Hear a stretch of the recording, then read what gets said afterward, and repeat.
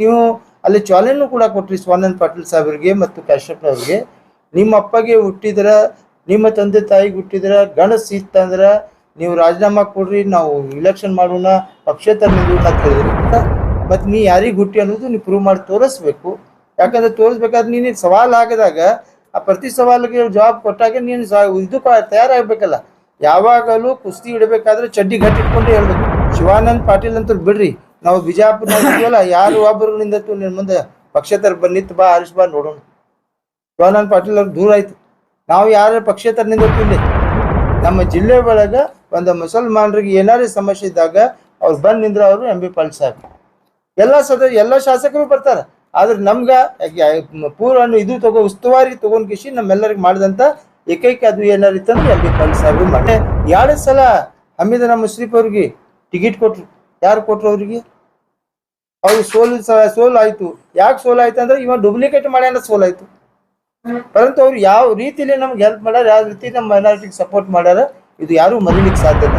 ಶಿವಾನಂದ ಪಾಟೀಲ್ ಮುಸಲ್ಮಾನರಲ್ಲ, ಇಡೀ 8 ಮತ ಕ್ಷೇತ್ರಕ್ಕೆ ಎಲ್ಲ ಕಾಂಗ್ರೆಸ್ ಶಾಸಕರಿಗೆ ಮುಸಲ್ಮಾನರ 100% ಸಪೋರ್ಟ್ ಅದ. ಶಿವಾನಂದ ಪಾಟೀಲ್ಗೆ ಅಷ್ಟೇ ಅಲ್ಲ, 8 ಮತ ಕ್ಷೇತ್ರದ ಶಾಸಕರಿಗೆ 100% ವೋಟಿಂಗ್ ಆಗೋರು ಮುಸಲ್ಮಾನರು. ಕೆಟ್ಟ ಕೆಲಸ ಮಾಡ್ಯಾರ ಬಸನಗೌಡ ಕಿಶೋರ್ ಅವರೆಲ್ಲರೂ ಬಂದ. ಮುಸಲ್ಮಾನರು ಯಾರು ಎಲ್ಲ ಶಾಸಕರಿಗೆ ಸಪೋರ್ಟ್ ಅದಾರ. MB ಪಾಟೀಲ್ಗೂ ಸಪೋರ್ಟ್ ಅದಾರ, ಯಶವಂತರಾಯಗೌಡ ಪಾಟೀಲ್ಗೂ ಸಪೋರ್ಟ್ ಅದಾರ, ಶಿವಾನಂದ ಪಾಟೀಲ್ಗೂ ಸಪೋರ್ಟ್ ಅದಾರ, ಕಟಕ್ ದೋಂಡ್ ಸಾಹೇಬ್ರಿಗೂ ಸಪೋರ್ಟ್ ಅದಾರ, ಮನಗೋಳಿಗವ್ರಿಗೂ ಸಪೋರ್ಟ್ ಅದಾರ, ಕಾಶ್ಯಪ್ನವ್ರಿಗೂ ಸಪೋರ್ಟ್ ಅದಾರ. ಈಗ ನನ್ನ ಪ್ರಶ್ನೆ ಇಷ್ಟೇ, ಬಿಜಾಪುರ ನಗರ ಶಾಸಕ ತಮ್ಮಲ್ಲಿ ಏನಾದರೂ ಮನುಷ್ಯತ್ವ, ದಮ್ಮ, ಧೈರ್ಯ ಏನಾರು ಇತ್ತಂದ್ರೆ ರಾಜೀನಾಮಾ ಕೊಡ್ರಿ.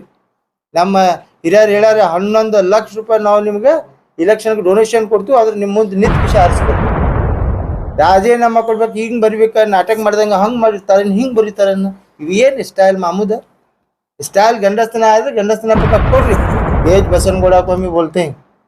जैसा शिवानंद पाटिल साहब एक दम के साथ में राजीनामा दिए, तेरी ताकत अच्छी तो तू राजीनामा दे। 1 लाइन तो लिख, 2 लाइन तो लिख, पलटू राम है तू। शिवानंद पाटिल साहब कैसा राजीनामा देनी तेरे पास, तू तेरे माँ बाप को पैदा हुआ तो राजीनामा दे। देखो मैं दम अच्छा तो फर्स्ट राजीनामा दे। पाकिस्तान पाकिस्तान कहता है, तू राजीनामा नहीं दिया तो तू जाए यहाँ से। पाकिस्तान बोलता है, पाकिस्तान का नाम लेता है, पाकिस्तान का एजेंट है, पाकिस्तान का फर्स्ट एजेंट इन्हें बार बात करे तो पाकिस्तान कहता है पाकिस्तान एजेंट है, इन्हें राजीनामा नहीं दिया तो इन्हें पाकिस्तान जाना। हमारे मुसलमानों को 2 जिलों को भी लास्ट टाइम में भी मेयर बने, जब मुझे सज्जाद मुशर्रफ को मेयर उन्होंने बने, और हमारे बख्शी साहब को इद्रिस बख्शी इनके मिसेस को नहीं बने। आप फर्स्ट उन्हें राजीनामा देंगे, उन्हें मप्पो गुट्टिदर राजीनामा कोड़कर उन्हें उसके बाप को पैदा हो तो राजीनामा देना। इन्होंने शिवानंद पाटिल साहब भी लेटर देते हैं, उसका उनका खाली सही कर देते हैं, दोनों मिला जाते हैं। उन्हें कहाँ से बोलते हैं वहां से वो किसे ठहराव करो कहते हैं, उसे ठहरा करते हैं। शिवानंद पाटिल साहब ठहरे तो न ठहरन दे, कौन ठहरते नहीं, उसे राजीनामा दो करना।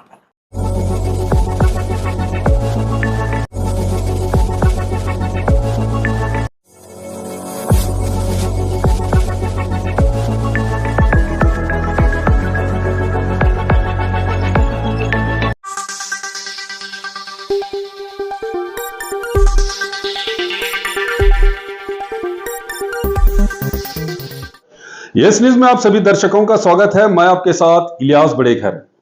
आइए देखते हैं आज की खबर क्या कहती है।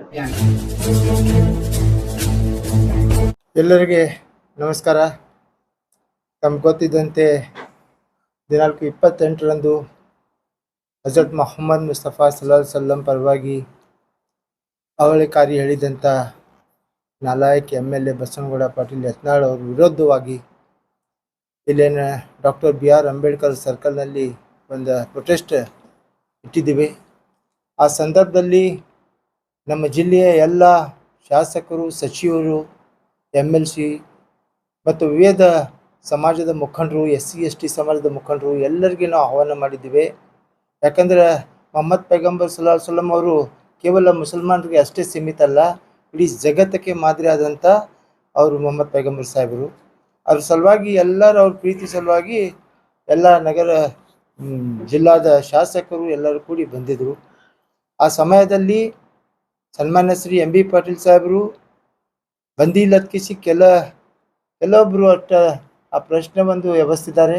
ಆದರೆ ಅವರು ಫಸ್ಟ್ ಟೈಮ್ ತೊಗೊಂಡಿದ್ದು ನಾವು ಅವ್ರ ಬಲ್ಲೇನೆ.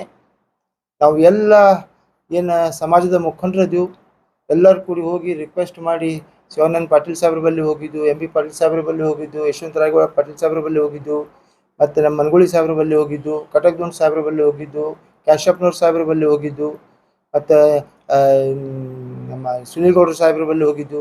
ಎಲ್ಲರೂ ನಾವು ಪ್ರೀತಿಲಿಂದ ಬರ್ತೀವಿ. ಮೊಹಮ್ಮದ್ ಪೈಗಂಬರ್ ಎಲ್ಲರಿಗೆ ಮಾದರಿ ಅದಾರ. ಅವ್ರು ಎಲ್ಲರೂ ನಮ್ಗೆ ಬೇಕಾದವ್ರು ಅದಾರ, ನಾವು ಬರ್ತೀವಿ ಅಂತ ಕಿಶಿ ಅವರು ಆಶ್ವಾಸನೆ ಕೂಡ ಕೊಟ್ಟಿದ್ರು. ಆ ಪ್ರಕಾರ ಅವ್ರು ಬಂದರು. ಆ ಸಮಯದಲ್ಲಿ ಈಗೇನು ಎಲ್ಲರೂ ಬಸನಗೌಡರು ಕೇಳಬೇಕು, ಬಸನಗೌಡರು ಹೇಳಬೇಕು ಅನ್ನೋದು ಅವ್ರ ಭಾವನೆ ಅದ. ಯಾರು ಅವ್ನು ಕೇಳೋರಿಲ್ಲ. ಎಲ್ಲ ಸಮಾಜದ ಸೆಕ್ಯುಲರ್ ಮೈಂಡೆಡ್ ಇದ್ದವರು ಎಲ್ಲರೂ ಕೂಡಿ ಬಂದೇ ಬಂದಾರ. ಆ ಸಮಯದಲ್ಲಿ ಏನಾಯಿತು ಅಂದ್ರೆ AICCಲಿಂದ ಒಂದು ಪ್ರೋಗ್ರಾಮ್ ಫಿಕ್ಸ್ ಆಯಿತು. ಆ ಪ್ರೋಗ್ರಾಮ್ ಫಿಕ್ಸ್ ಆದಾಗ ನಾವು ಮತ್ತೆ ಬೆಳಗ್ಗೆ ಮುಂಜಾನೆ ಹೋಗಿದ್ವಿ. ಅಲ್ಲಿ AICCಗೆ ಫೋನ್ ಮಾಡಿ ಅವ್ರು ಕೇಳಿದರು. ಕೇಳಿದಾಗೂ ಕೂಡ ಇಲ್ಲ ನೀವು ಬರಲೇಬೇಕಂತ ಕಿಶಿ ಅಂದಾಗ ಅವ್ರು ನಮ್ಮೆಲ್ಲರಿಗೆ ಒಂದು ಏನೈತಿ ಇದು ಸಂದೇಶ ಪತ್ರವನ್ನು ಕಳಿಸ್ತೀನಿ, ನೀವು ಅಲ್ಲಿ ಹೋದ್ರಿ, ನಾನು ಹೋಗ್ಬೇಕಾಗಿತ್ತು ಅಂದ್ರೆ ನಾವೇ ಅವರಿಗೆ ಹೋಗಿ ಸರ್ ಸುನೀಲ್ಗೌಡ್ರು ಬರ್ತಾರೆ, ಅವ್ರಿಗೆ ಫೋನ್ ಮಾಡ್ತೀವಿ ಕಿಶಿ ಎಲ್ಲ ಮುಖಂಡರು ಸಹಿತ ಅದ್ರ ಬಗ್ಗೆ ನಾವು ಅಲ್ಲಿ ತೋರಿಸಿದ್ವಿ. ಆ ಗಡ್ಬಡಿ ಒಳಗೆ ಏನಾಯಿತು ಅಂದ್ರೆ ಅವ್ರ ಸಂದೇಶ ಪತ್ರ ನಾವು ಓದಲಿಕ್ಕೆ ಆಗಲಿಲ್ಲ. ಅದು ನಮ್ಮ ಮಿಸ್ಟೇಕ್. ಅದು ತಮ್ಗೆ ಗೊತ್ತಿದ್ದಂತೆ ಈ ಬಸನಗೌಡ ಪಾಟೀಲ್ ಯತ್ನಾಳವನು ಆ ಸ್ಟೇಜ್ ಮ್ಯಾಗ ಇದ್ದವ್ರಿಗೆ ಹಲಾಲು ಹರಾಮು ಅತ್ಕಿಸತ್ತಾನ. ಇವು ಯಾವ ಮಟ್ಟಿಗೆ ಅದಾನ ಮನುಷ್ಯ, ಎಷ್ಟು ಅವನಿಗೆ ಇದು ಇರಬೇಕು, ಏನು ಮಾಡ್ತಾನವ? ಯಾಕಂದ್ರೆ ಒಂದು ನಾಲ್ಗಿಗೆ ಒಂದು ಮಿದುಳಿಗೆ ಯಾವುದೇ ಒಂದು ಇದು ಇರಬೇಕಲ್ಲ. ಯಾವುದೇ ಸಮಾಜದವ್ರು ಇರಲಿ, ಯಾವುದೇ ತಪ್ಪಿದ್ದಾಗ ತಪ್ಪು ಹೇಳ್ತಾರೆ, ಕೆಟ್ಟಿದ್ದಾಗ ಕೆಟ್ಟ ಹೇಳ್ತಾರೆ, ಚಲೋ ಇದ್ದಾಗ ಚಲೋ ಹೇಳ್ತಾರೆ. ಆ ಸಮಯದಲ್ಲಿ ಎಲ್ಲ ಶಾಸಕರು ನಮ್ಮ ಪ್ರವಾದಿ ಮೊಹಮ್ಮದ್ ಸಲ್ಲಲ್ಲಾಹು ಅಲೈಹಿ ಸಲುವಾಗಿ ಇವ್ರು ಹೇಳಿದ್ದು ತಪ್ಪದ, ಇವ್ರು ಮಾಡಬಾರ್ದಿತ್ತು ಅದಕ್ಕೆ ಆ ಸಂದರ್ಭದಲ್ಲಿ ಹೇಳಿದಾಗ ಆ ಚಾಲೆಂಜ್ ಕೊಡ್ತಾರೆ ಅವ್ರು. ಮರುದಿವಸ ಯಾವ ರೀತಿ ಈ ಜಗದ್ಗುರು ಅನ್ನ ಬಸವೇಶ್ವರವರು ಜನ್ಮದಿನ ಅದ, ಅವ್ರ ಬಗ್ಗೆ ಹೋದಾಗ ಅವ್ರ ಬಗ್ಗೆ ವಿವರಣೆ ಮಾಡಬೇಕಾಗಿತ್ತು. ಅವ್ರು ಹ್ಯಾಂಗೆ ನಡವಳಿಕೆ ನಡೆದಾರ ನೋಡಬೇಕಾಗಿತ್ತು, ಹೇಳಬೇಕಾಗಿತ್ತು. ಆದರೆ ಅದೇ ಸಂದರ್ಭದಲ್ಲಿ ಮತ್ತೆ ಎಲ್ಲ ಶಾಸಕರಿಗೂ ಸಿಕ್ಕಾಪಟ್ಟಿ ಹಿಗ್ಗಾಮುಗ್ಗಿ ಬೈಯೋದು, ಮತ್ತು ಸ್ವಾಮಿಗಳಿಗೆ ಬೈಯೋದು, ಮತ್ತೆಲ್ಲರೂ ಇದು ಮಾಡ್ಕೊಂಡು ಅವ್ರಿಗೆ ಒದರಾಳೋದು, ನೀವು ಹಲಾಲ್ ಕೋರದಿರಿ ಹರಾಮ್ ಕೋರದಿರಿ ಅನ್ನೋದು. ಯಾರು ಹಲಾಲ್ ಅದಾರ ಯಾರು ಹರಾಮ್ ಅದಾರ ಎಲ್ಲ ಜಗತ್ತು ಜಾಹಿರದ. ಯಾಕಂದರೆ ನೀವು ಅಲ್ಲಿ ಚಾಲೆಂಜ್ ಕೂಡ ಕೊಟ್ರಿ ಶಿವಾನಂದ ಪಾಟೀಲ್ ಸಾಹೇಬ್ರಿಗೆ ಮತ್ತು ಕಾಶ್ಯಪ್ನವ್ರಿಗೆ. ನಿಮ್ಮ ಅಪ್ಪಗೆ ಹುಟ್ಟಿದ್ರ, ನಿಮ್ಮ ತಂದೆ ತಾಯಿಗೆ ಹುಟ್ಟಿದ್ರ ಗಣಸ್ ಇತ್ತಂದ್ರೆ ನೀವು ರಾಜೀನಾಮಾ ಕೊಡ್ರಿ, ನಾವು ಇಲೆಕ್ಷನ್ ಮಾಡೋಣ, ಪಕ್ಷೇತರ ನಿಂದ್ರೋಣ ಅಂತ ಹೇಳಿದ್ರಿ. ಆ ಪ್ರಕಾರ ಶಿವಾನಂದ ಪಾಟೀಲ್ ಸಾಹೇಬರು ರಾಜೀನಾಮಾನೂ ಕೊಟ್ಟಾರ. ಮತ್ತು ನೀ ಯಾರಿಗೆ ಹುಟ್ಟಿ ಅನ್ನೋದು ನೀವು ಪ್ರೂವ್ ಮಾಡಿ ತೋರಿಸ್ಬೇಕು. ಯಾಕಂದರೆ ತೋರಿಸ್ಬೇಕಾದ್ರೆ ನೀನು ಸವಾಲು ಆಗಿದಾಗ ಆ ಪ್ರತಿ ಸವಾಲಿಗೆ ಜವಾಬ್ ಕೊಟ್ಟಾಗ ನೀನು ಇದು ತಯಾರಾಗಬೇಕಲ್ಲ. ಯಾವಾಗಲೂ ಕುಸ್ತಿ ಇಡಬೇಕಾದ್ರೆ ಚಡ್ಡಿ ಗಟ್ಟಿ ಇಟ್ಕೊಂಡ್ರೆ ಹೇಳ್ಬೇಕು. ಚಡ್ಡಿ ಗಟ್ಟಿ ಇಟ್ಕೊಂಡು ಕಿಸಿ ಇದು ಮಾಡಬಾರ್ದು. ಶಿವಾನಂದ ಪಾಟೀಲ್ ಅಂತ ಬಿಡ್ರಿ, ನಾವು ಬಿಜಾಪುರನಾಗ ಇದೀವಲ್ಲ, ಯಾರು ಒಬ್ಬರು ನಿಂದತ್ತು ನಿನ್ನ ಮುಂದೆ ಪಕ್ಷೇತರ ನಿಂತು ಬಾ ಹರಿಸ್ ಬಾ ನೋಡೋಣ. ಶಿವಾನಂದ ಪಾಟೀಲ್ ಅವ್ರು ದೂರ ಆಯಿತು. ನಾವು ಯಾರು ಪಕ್ಷೇತರ ನಿಂದತ್ತು ಇಲ್ಲಿ ಇಟ್ಟು ಮಂದಿ ಅದವಲ್ಲ, ನಾವೇ ನಿಂತು ಅವ್ರು ಕೂಡ ಗೆದ್ದು ಬಾ ನೋಡೋಣ. ಡೂಪ್ಲಿಕೇಟ್ ಹೋಟ್ನಾಗ ಆರಿಸಿ ಬಂದವು, ನೀನೇನು ಅವಕಾಶ ನಿನಗೆ ಹೇಳಿದ್ದು. ಆಮೇಲೆ ಕೆಲವೊಬ್ರು ಹೇಳ್ತಾರೆ ಎಂ ಬಿ ಪಾಟೀಲ್ ಸಾಹೇಬ್ರು ಮೈನಾರಿಟಿ ಬಿಟ್ಟು ಹೊರತು ಇಲ್ಲೇ ಇಲ್ಲ. ಮೈನಾರಿಟಿಗೆ ಯಾವತ್ತೂ ಯಾವ ಸಾದ್ರಾಗೂ ಮೊನ್ನೆ ಸ್ಮಶಾನದ ಸಮಸ್ಯೆ ಆಗಿತ್ತು ಸೋಲಾಪುರ ಹುಡುಗಿ, ಯಾರು ಮಾಡಿಕೊಟ್ರು? ನಮ್ಮ ಸಮಾಜಕ್ಕೆ ಯಾರು ಮಾಡಿಕೊಟ್ರು? ಮೊನ್ನೆ ಮೇಯರ್ ಅವರು ಕೇವಲ ಕಾಂಗ್ರೆಸ್ನಾಗ 10 ನಾವು ಸದಸ್ಯರು ಆರಿಸಿ ಬಂದಿದ್ವಿ, ಯಾರು ಮಾಡಿಕೊಟ್ರು? ಮತ್ತು 2 ಸಲ ಅಮಿತ್ ಮುಷ್ರಿಫ್ ಅವ್ರಿಗೆ ಟಿಕೆಟ್ ಕೊಡ್ಬೇಕಾದ್ರೆ ಯಾರು ಕೊಟ್ಟರು? ನಾವು ಕೇವಲ 10 ಮಹಾನಗರ ಪಾಲಿಕೆ ಸದಸ್ಯರಿದ್ದಾಗ ಅವರು ಬೇರೆಯವರು ಪಕ್ಷೇತರ ತಗೊಂಡು ಕಿಸಿ ಒಂದು ಬಿಜಾಪುರ್ನಾಗ ಮುಸಲ್ಮಾನ್ ಮಹಿಳೆಯರಿಗೆ ಇದು ಜನರಲ್ ಇದ್ದಾಗೂ ಕೂಡ ಅವ್ರು ಮಾಡಿ ತೋರಿಸಿದ್ರು. ಇಂಥ ಕೀರ್ತಿ ಯಾರಿಗೆ ಬರ್ತೈತಿ? ಯಾರು ಬೇರೆಯವ್ರು ಯಾರು ಮಾಡಿದ್ದಾರೆ? ನಮ್ಮ ಜಿಲ್ಲೆ ಒಳಗೆ ಒಂದು ಮುಸಲ್ಮಾನರಿಗೆ ಏನಾರೇ ಸಮಸ್ಯೆ ಇದ್ದಾಗ ಅವ್ರು ಬಂದು ನಿಂದ್ರೆ ಅವರು ಎಂ ಬಿ ಪಾಟೀಲ್ ಸಾಹೇಬ್. ಎಲ್ಲ ಶಾಸಕರು ಬರ್ತಾರೆ. ಆದ್ರೆ ನಮ್ಗೆ ಪೂರ್ವ ಇದು ಉಸ್ತುವಾರಿ ತೊಗೊಂಡು ಕಿಸಿ ನಮ್ಮೆಲ್ಲರಿಗೆ ಮಾಡಿದಂಥ ಏಕೈಕ ಅದು ಏನಾರು ಇತ್ತಂದ್ರೆ ಎಂ ಬಿ ಪಾಟೀಲ್ ಸಾಹೇಬರು ಮಾಡಿದ್ದಾರೆ. ಆಮೇಲೆ 2 ಸಲ ಹಮೀದನ ಮುಷ್ರಿಫ್ ಅವ್ರಿಗೆ ಟಿಕೆಟ್ ಕೊಟ್ಟರು. ಯಾರು ಕೊಟ್ಟರು ಅವ್ರಿಗೆ? ಅವ್ರಿಗೆ ಸೋಲು ಆಯಿತು. ಯಾಕೆ ಸೋಲು ಆಯ್ತು ಅಂದ್ರೆ ಇವಾಗ ಡೂಪ್ಲಿಕೇಟ್ ಮಾಡ್ಯಾನ ಸೋಲಾಯಿತು. ಪರಂತು ಅವ್ರು ಯಾವ ರೀತಿಯಲ್ಲಿ ನಮ್ಗೆ ಹೆಲ್ಪ್ ಮಾಡ್ಯಾರ, ಯಾವ ರೀತಿ ನಮ್ಮ ಮೈನಾರಿಟಿಗೆ ಸಪೋರ್ಟ್ ಮಾಡ್ಯಾರ, ಇದು ಯಾರೂ ಮರೀಲಿಕ್ಕೆ ಸಾಧ್ಯ ಇಲ್ಲ. ಏನೋ ಕೆಲವೊಬ್ರು ಏನೇನಾರು ಬಂದು ಕಿಸಿ ನಿಮ್ಮ ಮಾಹಿತಿ ಸಿಗಲ್ಲ ಏನೇನಾರು ಹೇಳ್ಬಿಡ್ತಾರೆ, ಅದು ತಪ್ಪು. ಯಾರು ಏನು ಹೇಳಬಾರ್ದು. ಅವ್ರು ಬರಲಾರ್ದು ಏನು ತಪ್ಪೇನಿಲ್ಲ. ನಮ್ಗೆ ಅವ್ರು ಹೇಳಿಕಿಸಿ ಸಂದೇಶ ಪತ್ರ ನಮ್ಮಲ್ಲಿ ಕೊಟ್ಟಿದ್ರು. ಆ ಸಂದೇಶ ಪತ್ರ ನಾವು ಓದಲಾರ್ದು ತಪ್ಪು ನಮ್ದು. ಅವ್ರು ಓದಬೇಕಾಗಿತ್ತು ನಾವು. ಯಾಕಂದ್ರೆ ನಾವು ಗಡ್ಬಡಿ ಒಳಗೆ ಎಲ್ಲರೂ ಲೇಟ್ ಆಗೋಣ, ಎಲ್ಲ ಶಾಸಕರು ಅದು ಬರೋಣ ತಾಬಡ್ ಅದು ನಮ್ಗೆ ಓದ್ಲಕ್ಕೆ ಆಗಿಲ್ಲ. ಅದು ನಮ್ಮ ಕಡೆ ಮಿಸ್ಟೇಕ್ ಆಗಿತ್ತು. ಬಟ್ ಅವರು ನಮ್ಮ ಜೊತೆಲೇನೆ ಇದ್ದಾರೆ. ಆವತ್ತು ಫಂಕ್ಷನ್ನಾಗೂ ನಮ್ಮ ಜೊತೆಲೇನೆ ಇದ್ರು. ಯಾಕಂದ್ರೆ ಅವರು ಇದ್ರಾಗ ದಯವಿಟ್ಟು ಹೋಗಿದ್ರು. ಯಾಕಂದ್ರೆ AICC ನಮಗೂ ಅಲ್ಲೇ ಕರೆ ಮಾಡಿದ್ರು, ಕ್ಯಾನ್ಸಲ್ ಮಾಡತ್ ಹೇಳಿದ್ರು. ನಮ್ಮ ಸಮಾಜ 15 ತಾರೀಕು ಒಂದು ಕ್ಯಾನ್ಸಲ್ ಆಗೈತಿ, ಇದು ಕ್ಯಾನ್ಸಲ್ ಮಾಡಿದ್ರೆ ಅದು ಮತ್ತೆ ಸಮಸ್ಯೆ ಆಗ್ತೈತೆ. ನಾವೆಲ್ಲರೂ ಇಲ್ಲಿ ನಿಂತಿಗಿಸಿ ಎಲ್ಲ ಶಾಸಕರು ರಿಕ್ವೆಸ್ಟ್ ಮಾಡ್ಕೊಂಡು ಇಲ್ಲಿ ಕಾರ್ಯಕ್ರಮ ಮಾಡಿದ್ವು. ಆ ಕಾರ್ಯಕ್ರಮ ಯಶಸ್ವಿ ಆಯಿತು. ಇಡೀ ಡಿಪಾರ್ಟ್ಮೆಂಟ್ನು ಕೂಡ ನಮ್ಗೆ ಭಾಳಷ್ಟು ಸಪೋರ್ಟ್ ಮಾಡಿದ್ರು. ಮೀಡಿಯಾದವರು ಭಾಳ ಸಪೋರ್ಟ್ ಮಾಡಿದ್ರು. ಅವ್ರಿಗೂ ಕೂಡ ನಾವು ಧನ್ಯವಾದಗಳನ್ನು ಅರ್ಪಿಸಿದ್ದೇವೆ, ಈಗ ಅದು ಅರ್ಪಿಸುತ್ತೇವೆ. ಆದ್ದರಿಂದ ಯಾವುದೇ ಕಾರ್ಯಕ್ಕೆ ಇವರು ಆ ಥರ MB ಪಾಟೀಲ್ ಸಾಹೇಬ್ರಿಗಾಗಲಿ ಬೇರೆ ಅವ್ರಿಗಾಗಲಿ, ಶಿವಾನಂದ ಪಾಟೀಲ್ ಆಗಲೇ ನೀವು ಪ್ರಶ್ನೆ ಕೇಳಿದ್ರಿ. ಶಿವಾನಂದ ಪಾಟೀಲ್ ಮುಸಲ್ಮಾನರಲ್ಲ, ಇಡೀ ಎಂಟು ಮತ್ತು ಕ್ಷೇತ್ರಕ್ಕೆ ಎಲ್ಲ ಕಾಂಗ್ರೆಸ್ ಶಾಸಕರಿಗೆ ಮುಸಲ್ಮಾನರು 100% ಸಪೋರ್ಟ್ ಅದ. ಶಿವಾನಂದ ಪಾಟೀಲ್ಗೆ ಅಷ್ಟೇ ಅಲ್ಲ, 8 ಮತ್ತು ಕ್ಷೇತ್ರದ ಶಾಸಕರಿಗೆ 100% ವೋಟಿಂಗ್ ಹಾಕೋರು ಮುಸಲ್ಮಾನರದು. ನಾವು ಹಾಕ್ತೇವೆ, ಎಲ್ಲರಿಗೂ ಸಪೋರ್ಟ್ ಅದು. ನಮ್ಮ ಕಷ್ಟ ಕಾಲಕ್ಕೆ ಅವ್ರಿಗೆ ಬರಬೇಕಾಗ್ತೈತಿ, ಅವ್ರು ಬಂದಾರ. ಇದರಿಂದ ಏನು ಬೇರೆ ವಿಷಯ ಇಲ್ಲ. ಯಾಕಂದ್ರೆ ನಾವು ವೋಟ್ ಹಾಕಿದಾಗ ಅವ್ರಿಗೆ ನಮ್ಗೆ ಕೇಳೋ ಅಧಿಕಾರ ಅದ. ಮತ್ತು ಅವ್ರಿಗೆ ಹಗಲು ರಾತ್ರಿ ದುಡಿದ ಕಿಶಿ ನಾವು ಕೆಲಸ ಮಾಡ್ತೀವಿ. ಮತ್ತು ನಮ್ಮ ಕಷ್ಟನಾಗ ಅವ್ರು ಬರಬೇಕಲ್ಲ, ಅವ್ರು ಬಂದಾರ. ಅವ್ರಿಗೆ ಧನ್ಯವಾದ ಹೇಳಿ ನಾವು. ಯಾಕಂದ್ರೆ ಕೆಟ್ಟ ಕೆಲಸ ಮಾಡ್ಯಾರ ಬಸನಗೌಡ ಕಿಶಿ ಅವರೆಲ್ಲರೂ ಬಂದಾರ. ಮುಸಲ್ಮಾನರು ಯಾರು ಎಲ್ಲರ ಶಾಸಕರಿಗೆ ಸಪೋರ್ಟ್ ಅದಾರ. MB ಪಾಟೀಲ್ಗೂ ಸಪೋರ್ಟ್ ಅದಾರ, ಯಶವಂತರಾಯಗೌಡ ಪಾಟೀಲ್ಗೂ ಸಪೋರ್ಟ್ ಅದಾರ, ಶಿವಾನಂದ ಪಾಟೀಲ್ಗೂ ಸಪೋರ್ಟ್ ಅದಾರ, ಕಟಕ್ ದೊಂಡ್ ಸಾಹೇಬ್ರಿಗೂ ಸಪೋರ್ಟ್ ಅದಾರ, ಮನಗೋಳಿಗವ್ರಿಗೂ ಸಪೋರ್ಟ್ ಅದಾರ, ಕಾಶ್ಯಪ್ನವ್ರಿಗೂ ಸಪೋರ್ಟ್. ಎಲ್ಲ ಕರ್ನಾಟಕನಲ್ಲಿ ಕಾಂಗ್ರೆಸ್ ಬರಬೇಕಾದ್ರೆ 82% ಮುಸಲ್ಮಾನರು ಸಪೋರ್ಟ್ ಮಾಡಿದಾಗ ಕಾಂಗ್ರೆಸ್ ಬಂದಿದೆ. ಸರ್ಕಾರ ನಮ್ಮಿಂದ ಆಗೈತಿ. ಆದರೆ ಇಂಥ ಸಂದರ್ಭದಲ್ಲಿ ಎಲ್ಲರೂ ಬರಬೇಕಾಗೈತಿ. ಆ ದಿವಸ MB ಪಾಟೀಲ್ ಸಾಹೇಬರು ನಮ್ಗೆಲ್ಲರಿಗೆ ಹೇಳಿಕಿಸಿ ನಮ್ಮ ಅಪ್ಪನೇ ತೋನ್ಕಿಸಿ ಅವ್ರು ಹೋಗಿದ್ದಾರೆ. ಯಾಕಂದ್ರೆ ಅಲ್ಲಿ ಜಿಲ್ಲೆಯಿಂದ ಯಾರು ಒಬ್ಬರು ಹೋಗ್ಬೇಕಾಗಿತ್ತು. AICC ಕಾರ್ಯಕ್ರಮ ಇತ್ತದು, ಎಲ್ಲರೂ ಹೋಗ್ಬೇಕಾದ್ರೆ. ಬಟ್ ಅವ್ರು ಬರಲಿಲ್ಲ ಅಂದರೂ ಅವರು ಎಲ್ಲ ನಮ್ಮ ಜೊತೆಲೇ ಇದ್ದಾರೆ. ಅದ್ರ ಬಗ್ಗೆ ನಮ್ದು ಯಾವುದೂ ಇದು ಇಲ್ಲ. ನಮ್ಮ ಇಡೀ ಮುಸಲ್ಮಾನ ಸಮಾಜಕ್ಕೆ ನಾವು ಏನು ಸಣ್ಣಪಿಟ್ಟ, ಈಗ ನಾವು ಅಧಿಕಾರ ನಾವು ಸೋತ್ವಿ ಅಂದರೂ ಅದು ಸೋತಿಲ್ಲ. ನಾವು ಅವ್ರು ಅದಾರತ್ಕಿಸ್ ನಾವು ಗೆದ್ದಿವತ್ತು ತಿಳ್ಕೊಂಡು ಏನಾದ್ರು ನಮ್ಮ ಸಮಾಜ ಕಲಿಸಿದಾದ್ರೆ ಅಮ್ಮಿದನ್ನ ನಾವು ಕೂಡಿ ಹೋದಾಗ ಪಟ್ನೆ ಅವ್ರು ಕೆಲಸ ಮಾಡ್ಕೊಡ್ತಾರೆ. ಮತ್ತು ಯಾರು ಬರಲಿ, ಯಾರು ಮಾಡೋರು ಕೆಲಸ, ಏನೇ ಸಮಸ್ಯೆ ಬಿಜಾಪುರ್ನಾಗ ಬರಲಿ, ನಾವು ಎಷ್ಟ ದೊಡ್ಡ ಕೆಲಸ ಮಾಡಿದ್ವಿ. ಈಗ ಮೇಯರ್ ಇದ್ದಾಗ ಎಂಥ ಕೆಲಸ ಮಾಡಬೇಕಾಗಿತ್ತು, ಎಷ್ಟು ಮೈನಾರಿಟಿ ಏರಿಯಾನಾಗ ಕೆಲಸ ಮಾಡಿದ್ವು. ಈಗ MGR ವಾರ್ಡ್ನಾಗೂ ಕೂಡ 150 ಕೋಟಿನಾಗ 100 ಕೋಟಿ ರೂಪಾಯಿ ಅವರು ಮೈನಾರಿಟಿ ಫಂಡ್ ಹಾಕ್ಯಾರ.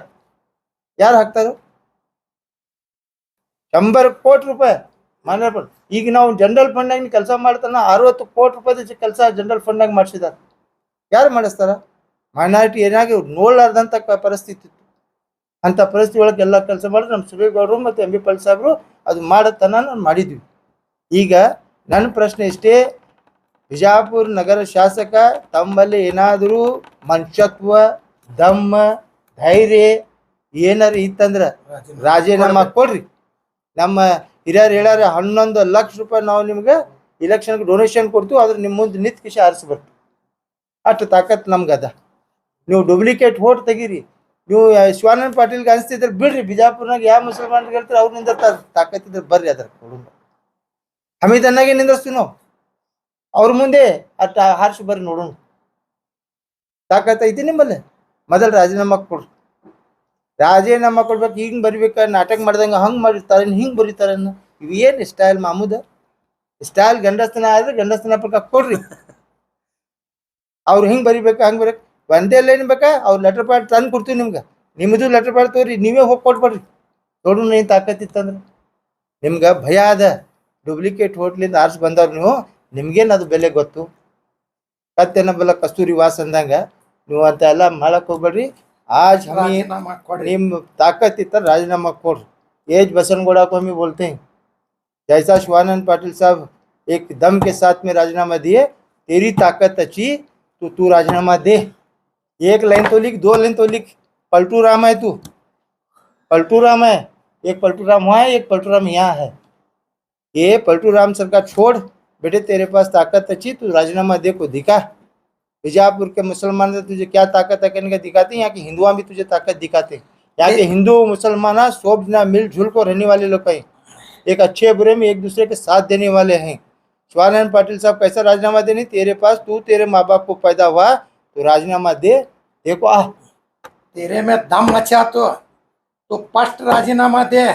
पाकिस्तान पाकिस्तान कहता है, तू राजीनामा नहीं दिया तो तू जाए यहाँ से पाकिस्तान को.